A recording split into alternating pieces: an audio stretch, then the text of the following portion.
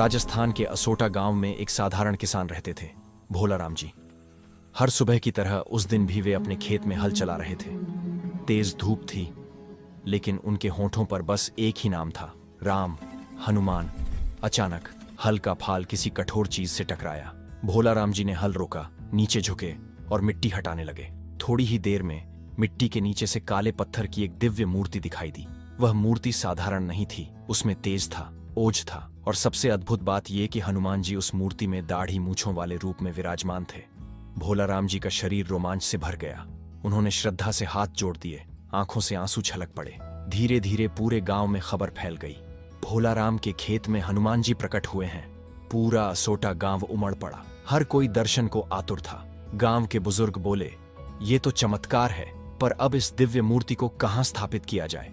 काफी सोच विचार के बाद यह निर्णय लिया गया, मूर्ति को एक बैलगाड़ी में रख दो, और जहां बैल अपने आप रुक जाए वहीं समझना वहीं हनुमान जी की इच्छा है। मूर्ति को पूरे सम्मान और श्रद्धा के साथ बैलगाड़ी में रखा गया। भक्तजन नारे लगाते हुए चले, जय बजरंग बली, जय हनुमान। गाड़ी असोटा से चली, गांवों, खेतों और रास्तों को पार करती हुई आगे बढ़ती रही। जहां जहां गाड़ी रुकी, लोग पूजा अर्चना करते, आरती उतारते, पर हर बार बैल फिर से चल पड़ते। आखिरकार जब गाड़ी सालासर गांव पहुंची, तो अचानक बैल खुद ब खुद एक स्थान पर रुक गए। वह स्थान था मोहनदास जी महाराज का आश्रम, जो हनुमान जी के परम भक्त और साधक थे।